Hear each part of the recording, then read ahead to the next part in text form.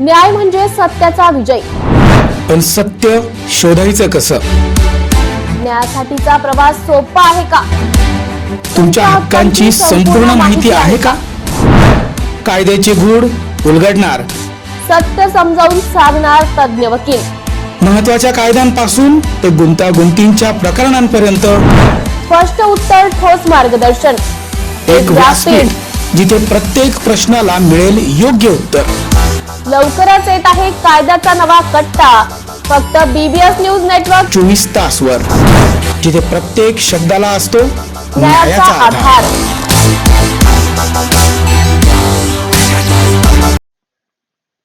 Cellular gel परिसरात स्वातंत्र्यवीर विनायक दामोदर सावरकर यांचे उचित स्मारक व्हावे असा महाराष्ट्र शासनाचा मानस असून त्या दृष्टीने राज्याचे सांस्कृतिक कार्यमंत्री ॲडव्होकेट आशिष शेलार यांनी आज अंदमान निकोबारचे मुख्य सचिव डॉक्टर चंद्रभूषण कुमार यांची भेट घेतली. राज्याचे सांस्कृतिक कार्य आणि माहिती तंत्रज्ञान मंत्री ॲडव्होकेट आशिष शेलार आज अंदमान निकोबार दौऱ्यावर आहेत. यावेळी त्यांनी सेल्युलर जेल येथे जाऊन स्वातंत्र्यवीर विनायक दामोदर सावरकर यांच्या स्मृतींना अभिवादन केले. ज्या काळ कोठडीत सावरकरांना ठेवण्यात आले होते तिथे जाऊन ॲडव्होकेट आशिष शेलार नतमस्तकही झाले. दरम्यान त्यांनी या दौऱ्यात अंदमान निकोबारचे मुख्य सचिव डॉक्टर चंद्रभूषण कुमार यांची भेट घेऊन सावरकर स्मारकाबाबतची महाराष्ट्र शासनाची भूमिका मांडली. ज्या सेल्युलर जेलमध्ये स्वातंत्र्यवीर सावरकरांनी देशासाठी कारावास भोगला त्या सेल्युलर जेलचा परिसर अंदमान निकोबार या बेटाशी महाराष्ट्रातील तमाम सावरकर प्रेमींच्या असंख्य आठवणी आणि भावना जोडलेल्या आहेत. त्यामुळे या परिसरात सावरकरांचे उचित स्मारक व्हावे अशी महाराष्ट्र शासनाची इच्छा आहे. यापूर्वी याबाबत केंद्रीय गृहमंत्री अमित शहा यांना विनंती पत्रही दिले आहे. ॲडव्होकेट शेलार यांनी लिहून हा विषय केंद्र सरकारकडे मांडला होता. याबाबत स्थानिक प्रशासनाला महाराष्ट्र शासनाची भूमिका व संकल्पना अधिक स्पष्टपणे विशद करता यावी म्हणून आज ॲडव्होकेट शेलार यांनी अंदमान निकोबारचे मुख्य सचिवांची भेट घेतली. महाराष्ट्र शासनाने जी स्मारकाची संकल्पना मांडली आहे त्या प्रस्तावात स्वातंत्र्यवीर सावरकर आणि इतर क्रांतिकारकांच्या कार्याचे चित्रण करणारा भव्य पुतळे, शिल्पफलक, डिजिटल संग्रहालय आणि माहिती केंद्र उभारण्याची संकल्पना आहे. महाराष्ट्र सरकार या स्मारकाच्या उभारणीत पूर्णपणे कटिबद्ध असून स्थानिक प्रशासनाकडून सहकार्य मिळाल्यास हे स्मारक उभे राहू शकेल असा विश्वास ॲडव्होकेट शेलार यांनी व्यक्त केला आहे. नाशिक महानगरपालिकेच्या सार्वजनिक आरोग्य विभागाच्या वतीने जाहीर आवाहन. गुइलेन बॅरे सिंड्रोम अर्थात GBS ला घाबरू नका, पण दक्षता घ्या. पाणी उकळून प्या. स्वच्छ आणि ताजे अन्न सेवन करा. शिजलेले व न शिजलेले अन्न एकत्रित ठेवू नका. लक्षात ठेवा, अचानक पायात किंवा हातात कमजोरी किंवा लकवा, चालताना त्रास किंवा अशक्तपणा, बऱ्याच दिवसांपासून डायरिया अशी लक्षणे आढळल्यास त्वरित डॉक्टरांचा सल्ला घ्यावा व तात्काळ उपचार सुरू करावा. सार्वजनिक आरोग्य विभाग मनपा नाशिक द्वारे जनहितार्थ प्रसारित. नाशिक शहरात गोवंश जातीच्या जनावरांची कत्तलीसाठी वाहतूक आणि विक्री रोखण्यासाठी पोलीस आयुक्तालयाच्या गुन्हे शाखेच्या गुंडाविरोधी पथकाने मोठी कारवाई केली आहे. या कारवाईत 7 जिवंत गोवंश जनावरे ताब्यात घेण्यात आली असून 2 आरोपींना अटक करण्यात आली आहे. पोलीस आयुक्त संदीप कर्णिक यांनी गोवंश जातीच्या जनावरांची अवैध वाहतूक आणि कत्तलीसाठी होणारी विक्री थांबवण्यासाठी शहरातील पोलिसांना निर्देश दिले होते. त्यानुसार पोलीस उपायुक्त प्रशांत बच्छाव आणि सहाय्यक पोलीस आयुक्त संदीप मिटके यांच्या मार्गदर्शनाखाली गुंडाविरोधी पथकाला कारवाईचे आदेश देण्यात आले होते. 15 मे 2025 रोजी गुंडाविरोधी पथकाला गोपनीय माहिती मिळाली की सिन्नरफाटा येथील कृषी उत्पन्न बाजार समिती आवारातून काही जनावरे कत्तलीसाठी नेण्यात येणार आहेत. या माहितीनुसार पोलीस उपनिरीक्षक मलंग गुंजाळ यांच्या नेतृत्वाखाली पथकाने सापळा रचला. काही वेळातच बोलेरो पिकअप ही गाडी संशयास्पदरित्या पडीत जागेत थांबलेली दिसून आली. पोलीस पथकाने छापा टाकून गाडी व चालकास ताब्यात घेतले. गाडीच्या आत 4 व गाडी शेजारी 3 असे एकूण 7 जिवंत गोवंश जनावरे सापडली. प्राथमिक चौकशीत गायींची जबाबदारी गोपीनाथ रतन सोनवणे यांच्याकडे असल्याचे निष्पन्न झाले. त्यांनी ही जनावरे हारून कुरेशी यांच्या सांगण्यावरून सांभाळत असल्याचे सांगितले. वाहन चालक प्रकाश वसंत गवळी वय वर्ष 35 यांच्याद्वारे ही जनावरे कत्तलीसाठी वडाळा गाव येथे नेण्यात येणार होती. दोन्ही आरोपींना अटक करण्यात आली असून त्यांच्या ताब्यातून 5,30,000 रुपयांचा एकूण मुद्देमाल जप्त करण्यात आला आहे. पुढील तपासासाठी आरोपी व मुद्देमाल नाशिक रोड पोलीस ठाण्याच्या ताब्यात देण्यात आले. ही कारवाई गुंडाविरोधी पथकाचे सहाय्यक पोलीस निरीक्षक ज्ञानेश्वर मोहिते, मलंग गुंजाळ, विजय सूर्यवंशी, भूषण सोनवणे, गणेश भागवत, अक्षय गांगुर्डे, राजेश राठोड, कल्पेश जाधव आणि सुनीता कवडे यांनी संयुक्तपणे केले. नाशिक महानगरपालिका सार्वजनिक आरोग्य विभागाच्या वतीने जाहीर निवेदन. शहरात वाढत्या तापमानामुळे उष्माघात अर्थात हीट स्ट्रोक होण्याची शक्यता नाकारता येत नाही. अशा वेळी उपचार न केल्यास डिहायड्रेशनमुळे मृत्यू ओढवू शकतो. म्हणूनच वाढत्या तापमानात फार वेळ कष्टाची कामे करणे टाळावे. उष्णता शोषून घेणारे काळ्या किंवा भडक रंगाचे कपडे वापरू नये. पाणी भरपूर प्यावे. बाहेर जाताना गॉगल्स, टोपी, छत्री इत्यादींचा वापर करावा. मळमळ, उलटी, थकवा येणे, ताप येणे अशी उष्माघाताची लक्षणे आढळल्यास त्वरित डॉक्टरांचा सल्ला घ्या. नाशिक महानगरपालिका नाशिकच्या वतीने जनहितार्थ प्रसारित. नागरिकांच्या सातत्यपूर्ण मागणीनंतर शिवसेना महानगर प्रमुख प्रवीण तितमे यांच्या अथक पाठपुराव्यामुळे प्रभाग 24 मध्ये सभा मंडप उभा राहिला. उपमुख्यमंत्री तथा शिवसेना मुख्य नेते एकनाथ शिंदे, खासदार डॉक्टर श्रीकांत शिंदे, शालेय शिक्षण मंत्री दादाजी भुसे, शिवसेना सचिव भाऊसाहेब चौधरी, उपनेते विजय करंजकर, आमदार सुहास कांदे, खासदार हेमंत गोडसे तसेच सहसंपर्क प्रमुख राजू लवटे यांचे कामासाठी सहकार्य लाभलेले. हा सभा मंडप परिसरातील सामाजिक आणि सांस्कृतिक उपक्रमांसाठी महत्त्वपूर्ण ठरणार आहे, असे प्रवीण तितमे यांनी म्हटले आहे. नाशिक महानगरपालिकेच्या सार्वजनिक आरोग्य विभागाच्या वतीने जाहीर आवाहन. गुइलेन बॅरे सिंड्रोम अर्थात GBS ला घाबरू नका, पण दक्षता घ्या. पाणी उकळून प्या. स्वच्छ आणि ताजे अन्न सेवन करा. शिजलेले व न शिजलेले अन्न एकत्रित ठेवू नका. लक्षात ठेवा, अचानक पायात किंवा हातात कमजोरी किंवा लकवा, चालताना त्रास किंवा अशक्तपणा, बऱ्याच दिवसांपासून डायरिया अशी लक्षणे आढळल्यास त्वरित डॉक्टरांचा सल्ला घ्यावा व तात्काळ उपचार सुरू करावा. सार्वजनिक आरोग्य विभाग मनपा नाशिक द्वारे जनहितार्थ प्रसारित. कल्याण बिर्ला कॉलेज रोडवर भीषण अपघात. मध्यधुंद कार चालकाचा कारवरील ताबा सुटल्याने भरधाव कारची 2 कारसह 4 ते 5 दुचाकीला धडक. 1 जण जखमी, 3 गाड्यांचं नुकसान. कार चालकाला नागरिकांनी पकडून सोप देत दिलं पोलिसांच्या ताब्यात. वाहतूक पोलीस व स्थानिक पोलीस घटनास्थळी दाखल.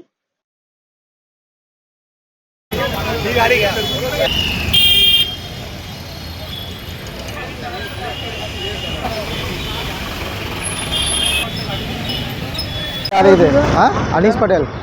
क्या हुआ था? और रॉन्ग साइड से गाड़ी आ रही थी, आगे एक डंपर था, पहले उसने डंपर को टच किया, फिर आगे 2 स्कूटी थी, उनको मारती हुई आके एकदम से इधर ना रेस दबा दिया और झाड़ में जाकर टच हो गया। कितने गाड़ी को? 5 गाड़ी, 2 बड़ी 3 छोटा। किसने उड़ाया उसको? अभी क्या किया? और उसको अभी पुलिस लेके गई है, वो एकदम फुल पिया हुआ था, ड्रिंक किया हुआ था, अभी उसको पुलिस लेके गई है। कोई घायल भी है क्या? नहीं, इंजर्ड तो नहीं है, ये एक बंदा लग रहा है इंजर्ड है छोटा।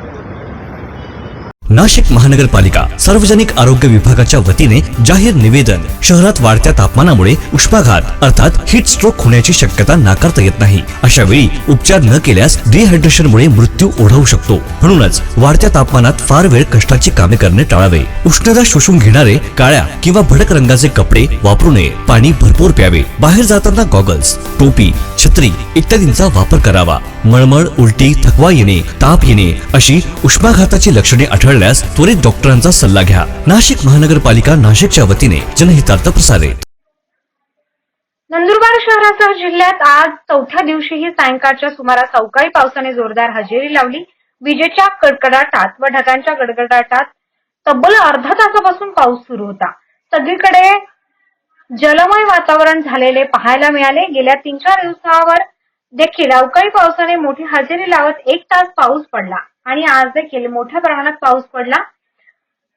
पावसाने जोरदार हजेरी लावल्यामुळे सगळीकडे पाणी साचून होते. मे महिन्यामध्ये पडलेल्या अवकाळी पावसामुळे शेतकऱ्यांचे गणित कोलमडले आहे.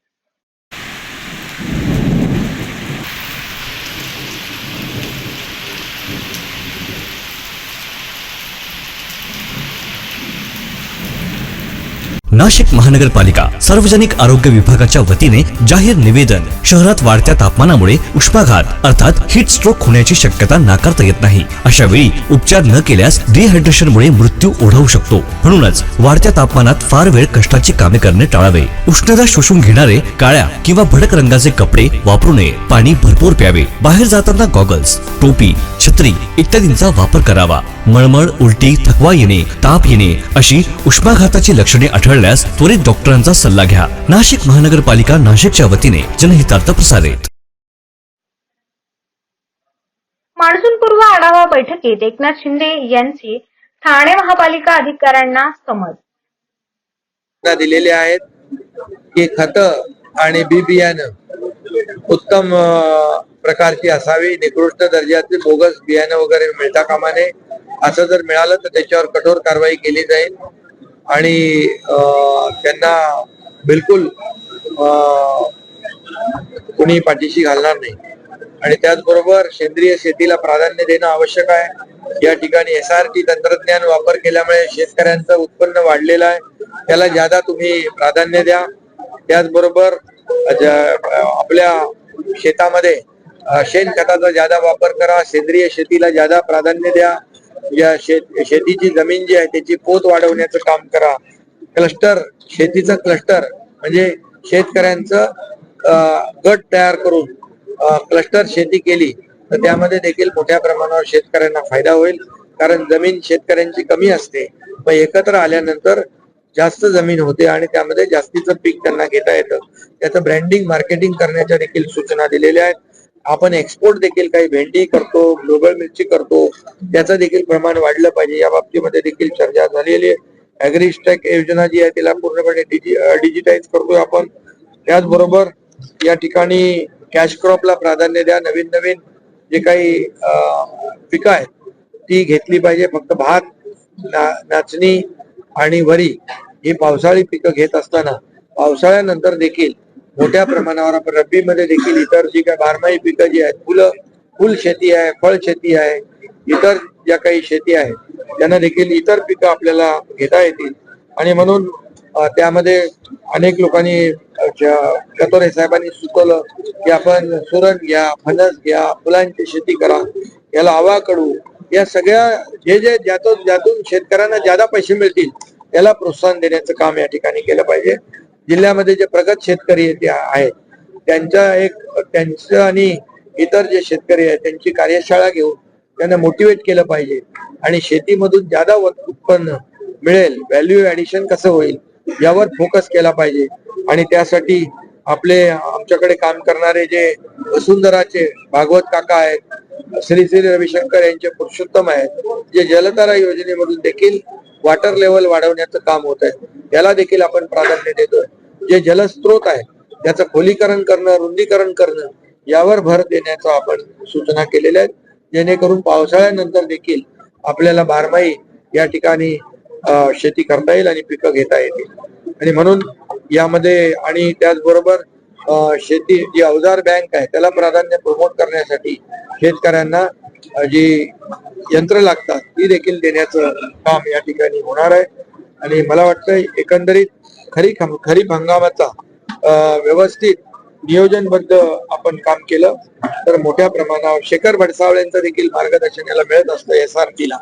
आणि त्यामुळे शेतकऱ्यांना कमी खर्चामध्ये ज्यादा उत्पादन मिळणं, जसं आदरणीय प्रधानमंत्री म्हणाले की डबल इन्कम, तर ते उत्पादन डबल होणं यासाठी जे जे काही उपाय करायचे ते उपाय, योजना आणि नियोजन करण्याच्या सूचना आजच्या बैठकीमध्ये दिलेल्या आहेत. त्यामुळे मला विश्वास आहे खरीपाचा हंगाम शेतकऱ्यांचा चांगला होईल आणि कुठेही त्यांना नुकसान होणार नाही अशा प्रकारचं नियोजन करण्याच्या सूचना दिल्या. आपत्ती व्यवस्थांच्या प्री मान्सून वर्क जी बैठक झाली त्यामध्ये सर्व महापालिका, नगरपालिका होत्या आणि त्यामध्ये महापालिका, सिडको, MMRD, MSRDC, PWD, महसूल आणि इतर सर्व डिपार्टमेंट जे आहेत हे सर्व इरिगेशन, सर्व डिपार्टमेंट त्याच्यामध्ये NDRF होतं, TDRF होतं आणि त्या सर्व डिपार्टमेंटच्या बरोबर चर्चा झालेली आहे. आणि हे मान्सून पूर्व जे काम आहे हे दर वर्षाचा आपल्याला त्याचा अनुभव आहे आणि दरवर्षी त्याची आपलं नियोजन आणि तयारी आपण करत असतो.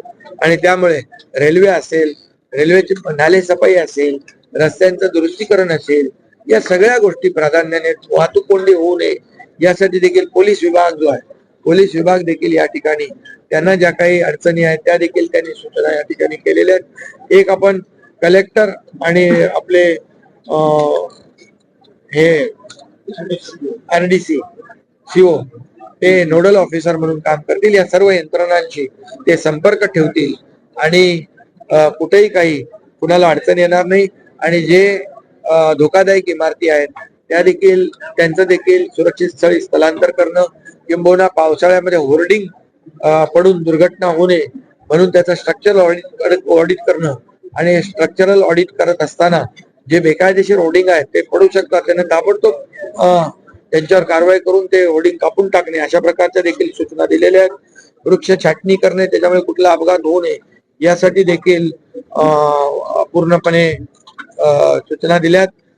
काही सकल भागात पाणी साचतं, त्या बोटींची व्यवस्था दरवर्षी करतात, त्यांचं बोटींचं देखील नियोजन लोकांनी केलेलं आहे. सेफ्टी टूल जे आहे त्याचं देखील नियोजन सगळ्यांनी केलेलं आहे. आणि मला वाटतं जे मॅनहोल आहे त्याच्यावर देखील फोकस केलेला आहे, कारण ते महत्वाचा भाग आहे आणि तो कुठलाही अपघात होऊ नये. सकल भागामध्ये साचलेलं पाणी पंपाद्वारे बाहेर टाकलं पाहिजे याचं देखील नियोजन आपण केलेलं आहे. आणि रेल्वे खालचे कलवर्ट मगाशी मी सांगितलेलं आहे, MMRDA मार्फत देखील 24/7 त्यांचं मॉनिटरिंग आहे आणि त्याचे देखील ते काम करतात. PWD MSRDC हे आपापले रस्ते जे आहेत हे सुस्थितीत आणतील. MSEB ने मान्सून पूर्व कामं पूर्ण केली पाहिजे आणि कुठल्याही परिस्थितीमध्ये विद्युत पुरवठा खंडित झाल्यानंतर ताबडतोब विद्युत पुरवठा सुरू करणं ही देखील MSEB ची जबाबदारी आहे, ती त्यांनी केली पाहिजे. आरोग्य यंत्रणा पुरेसा औषध साठा जो आहे, मग जिल्हा परिषद आहे, सिव्हिल सर्जन आहेत, त्यांनी सगळं पावसाळ्यामध्ये स्नेक बाईट, विंचू हे जे काही आहे मोठ्या प्रमाणावर तर त्याचं सगळं औषध आणि त्याची व्यवस्था त्यांनी केली आहे. साथीच्या आजारांची औषध व्यवस्था या ठिकाणी केलेली आहे. साथीचे आजार पसरू नये म्हणून फवारणी ज्या लागतात त्याचं देखील व्यवस्था केलेली आहे. पुरेसा अन्नधान्य साठा करण्याच्या देखील सूचना दिलेल्या आहेत, त्यांनी देखील त्याचं नियोजन केलेलं आहे. आणि NDRF ची टीम देखील 2 टीम आपल्याकडे आलेल्या आहेत कल्याण आणि ठाण्यासाठी. त्यांची राहण्याची सर्व व्यवस्था आपण केलेली आहे, त्यामुळे इमर्जन्सी मध्ये ताबडतोब ते आपल्याला मदतीला येतील. TDRF ची टीम आहे ठाणे महापालिकेची, ती देखील टीम सगळीकडे काम करते. आणि आता तर शासन म्हणून TDRF च्या धर्तीवर संपूर्ण प्रत्येक महापालिका जिल्हा स्तरावर एक यंत्रणा नव्याने आपण उभी करतोय. म्हणजे NDRF येईपर्यंत TDRF तुरंत जाते ताबडतोब, अशा प्रकारची देखील यंत्रणा उभी राहते. नॅशनल हायवेचे जे काही रस्ते आहेत ते देखील युद्ध पातळीवर दुरुस्त करण्याच्या सूचना दिलेल्या आहेत. फॉरेस्टचं देखील या ठिकाणी जे काही आवश्यक मदत आहे त्यांना देखील रस्त्याची दुरुस्ती असेल, जे एक्झिस्टिंग रस्ते आहेत जे वर्षानुवर्ष आपण वापरतो त्याच्यावर ट्रॅफिक चालले, वाहन चालले आले, तर तिथं देखील ताबडतोब त्यांनी परमिशन दिल्या पाहिजेत यावर देखील सूचना दिलेल्या आहेत. नाशिक महानगरपालिका सार्वजनिक आरोग्य विभागाच्या वतीने जाहीर निवेदन. शहरात वाढत्या तापमानामुळे उष्माघात अर्थात हीट स्ट्रोक होण्याची शक्यता नाकारता येत नाही. अशा वेळी उपचार न केल्यास डिहायड्रेशनमुळे मृत्यू ओढवू शकतो. म्हणूनच वाढत्या तापमानात फार वेळ कष्टाची कामे करणे टाळावे. उष्णता शोषून घेणारे काळ्या किंवा भडक रंगाचे कपडे वापरू नये. पाणी भरपूर प्यावे. बाहेर जाताना गॉगल्स, टोपी, छत्री इत्यादींचा वापर करावा. मळमळ, उलटी, थकवा येणे, ताप येणे अशी उष्माघाताची लक्षणे आढळल्यास त्वरित डॉक्टरांचा सल्ला घ्या. नाशिक महानगरपालिका नाशिकच्या वतीने जनहितार्थ प्रसारित. मनोज जरांगे हा पावसाळ्यात उगवणाऱ्या छत्रांसारखा आहे असं म्हणत गुणरत्न सदावर्ते यांनी मनोज जरांगेवर सडकून टीका केली. सदावर्ते जालना दौऱ्यावर असताना ते माध्यमांशी बोलत होते. जरांगे मराठ्यांचा कर्दनकाळ ठरला आहे. जरांगेंच्या ढोंगामुळे मराठे नोकरीला लागले नाहीत, त्यामुळे जरांगे पुन्हा चुळबुळ बुळबुळ करायला लागले आहे. मात्र जरांगे मुंबईला मोर्चा काढू शकत नाही असंही सदावर्ते यांनी म्हटलं आहे.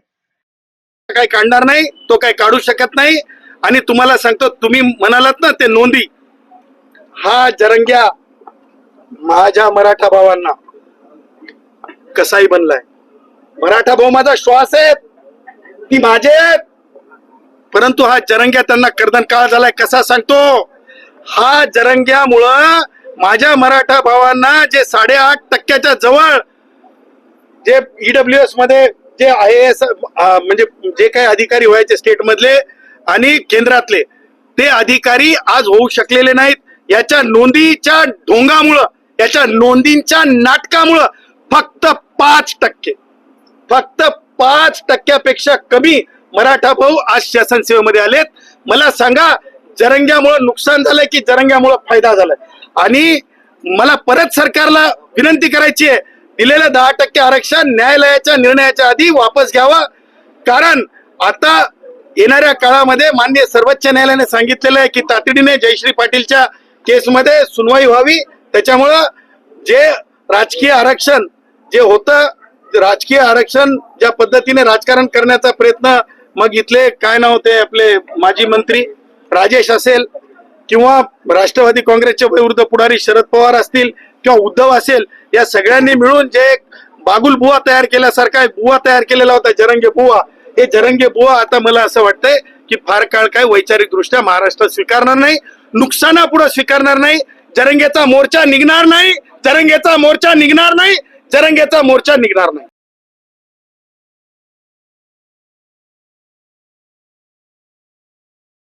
केलाय आता बोलताना 57 लाख नोंदी ज्या आहेत ते त्यांच्या कुणबीच्या सापडलेल्या आहेत. अनेकांना प्रमाणपत्र दिली जात आहेत.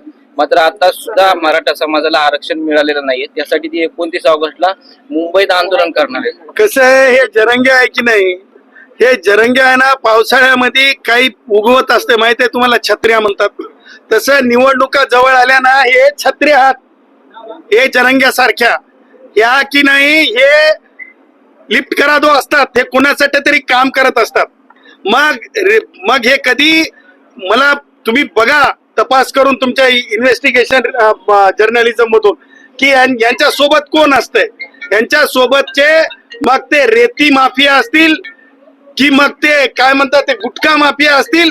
ह्या लोकांच्या आधारावर, काही राजकीय पुढाऱ्यांच्या आधारावर बोलणाऱ्यांवर काय पानचट बोलून फायदा आहे, काय पानचट बोलून फायदा आहे, काय पानचट बोलून फायदा आहे. यांना कायदा कळेल. जरंग्याला मीच गुणरत्न सदावर्तन जयश्री पाटील होत की मुंबईच्या शिवेमध्ये येऊ दिलं नव्हतं.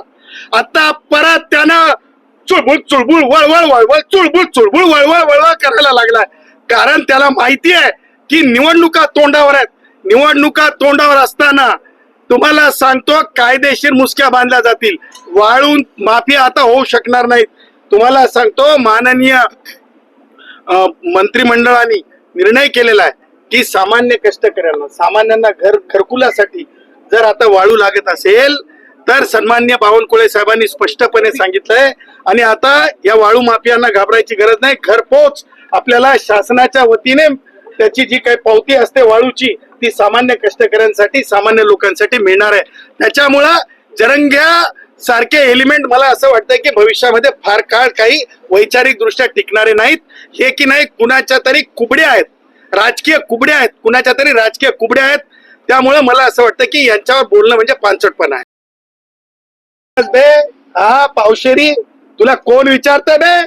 सरकारला आणि सन्माननीय जे कोणी कोणत्याही समाजाचे असू देत, उदय सामंत ब्राह्मण असतील म्हणून तुम्ही त्यांना टीका करू शकत नाही. जसं संजय राऊतच्या बोलण्यामध्ये म्हणाला होता की नाही उदय सामंत काय नेते आहेत काय. म्हणजे काही लोकांचा, जरंगेसारख्या या लोकांच्या नजरेमध्ये कसं असतंय, मग मुख्यमंत्री ब्राह्मण समाजाचे झाले, उदय सामंतांसारखे ब्राह्मण समाजाचे मंत्री झाले, समजा काय म्हणतात महसूल मंत्री अदर दॅन म्हणजे ब्राह्मण म्हणजे इतर समाजातले झाले, ओबीसी समाजातले झाले, की असे काही लोक बोलत राहतात जे जातीच्या चष्म्यातून पाहतात. ते बघा ना, तुम्हाला सांगतो, ते निंबाळकर, ते जी आपण ती ऑडिओ क्लिप ऐकलेली होती, त्या ऑडिओ क्लिप मध्ये वय काय त्या निंबाळकराचं, काय ते त्या महिलेशी बोलत होता. म्हणजे ती महिला तिकडून म्हणत होती की 96 काय म्हणतात ते 96 कुळी मराठा आहे मी. हो, कोणत्या पब्लिक सर्वंट राहिले.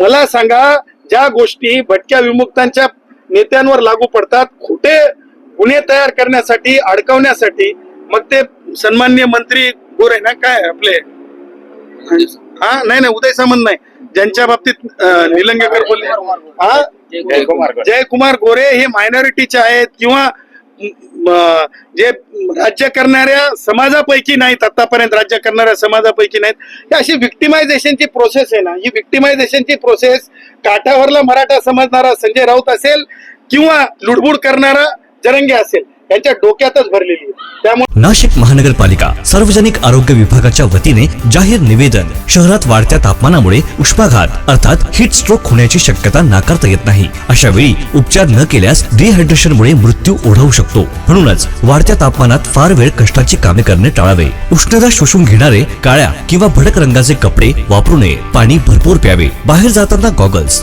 टोपी, छत्री इत्यादींचा वापर करावा. मळमळ, उलटी, थकवा येणे, ताप येणे अशी उष्माघाताची लक्षणे आढळल्यास त्वरित डॉक्टरांचा सल्ला घ्या. नाशिक महानगरपालिका नाशिकच्या वतीने जनहितार्थ प्रसारित. केंद्रीय राज्यमंत्री प्रतापराव जाधव यांची पत्रकार परिषद पाहुयात. बाळासाहेबांनी पवारांनी मदत केली. हे बघा, मोदीजी असतील, शहाजी असतील, हे सुद्धा कट्टर हिंदुत्ववादी विचाराचे होते. आणि आपल्या सगळ्यांना माहिती आहे की हिंदू हृदय सम्राट शिवसेना प्रमुख बाळासाहेब ठाकरे हे सुद्धा कट्टर हिंदुत्ववादी विचाराचे होते. आणि म्हणून ते सगळे एकमेकाच्या विचाराचा त्या ठिकाणी पुरस्कार त्या ठिकाणी करत होते किंवा एकमेकाच्या विचाराचं समर्थन करत होते. त्यामुळं निश्चितच बाळासाहेब असतील किंवा त्या ठिकाणी अमित शहाजी असतील, नरेंद्र मोदीजी असतील, ज्या काळामध्ये त्यांची जी बाजू होती ती बाळासाहेबांनी त्यावेळेस उचलून धरलेली आहे. ही गोष्ट खरी आहे आणि ही सगळ्यांना माहीत पण आहे. संजय राऊत असं म्हणतात की बाळासाहेबांची शिवसेना लोकर माणसाच्या हातात दिली. बाळासाहेबांची शिवसेना ही लोकर माणसांच्या हातात दिली असं संजय राऊत म्हणतात. बरोबर आहे, संजय राऊत म्हणतो तो 100% खरं आहे की अशा चुकीच्या माणसाच्या हातात बाळासाहेबांची शिवसेना गेल्यामुळंच एकनाथराव शिंदे सारख्या माणसाला उठाव करावा लागला आणि बाळासाहेबांचे खरे विचार, हिंदुत्ववादी विचार, राष्ट्र प्रेमाचे विचार घेऊन त्या ठिकाणी पुढे यावं लागलं. आणि मला वाटते महाराष्ट्रातल्या जनतेनं त्यांच्या या विचारावर, बाळासाहेबांच्या विचारावर विधानसभेच्या निवडणुकीमध्ये शिक्कामोर्तब केलं. आम्ही 80 जागा लढल्या, त्यापैकी आमच्या 60 जागा निवडून आल्यात. त्यांनी 98 जागा लढल्यात, त्यांच्या फक्त 20 जागा त्याही अतिशय अल्पमतानं त्या ठिकाणी निवडून आलेल्या आहेत.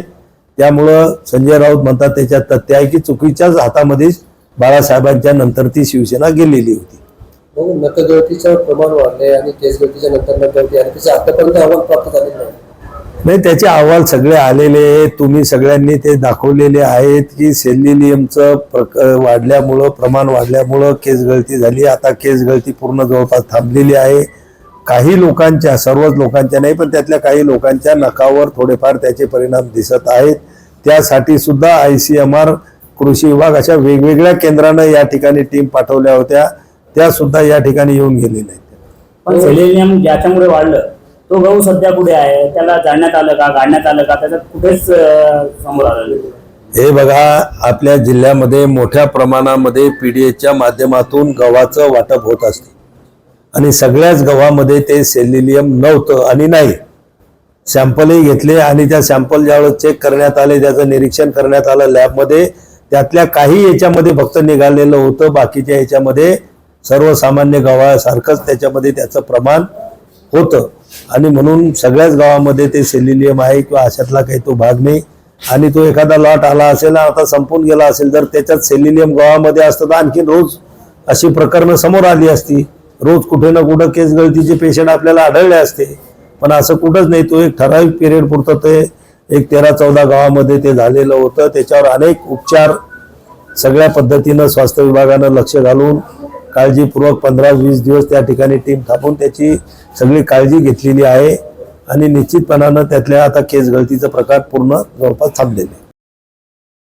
नाशिक महानगरपालिकेच्या सार्वजनिक आरोग्य विभागाच्या वतीने जाहीर आवाहन. गुइलेन बॅरे सिंड्रोम अर्थात GBS ला घाबरू नका, पण दक्षता घ्या. पाणी उकळून प्या. स्वच्छ आणि ताजे अन्न सेवन करा. शिजलेले व न शिजलेले अन्न एकत्रित ठेवू नका. लक्षात ठेवा, अचानक पायात किंवा हातात कमजोरी किंवा लकवा, चालताना त्रास किंवा अशक्तपणा, बऱ्याच दिवसांपासून डायरिया अशी लक्षणे आढळल्यास त्वरित डॉक्टरांचा सल्ला घ्यावा व तात्काळ उपचार सुरू करावा. सार्वजनिक आरोग्य विभाग, मनपा नाशिक द्वारे जनहितार्थ प्रसारित.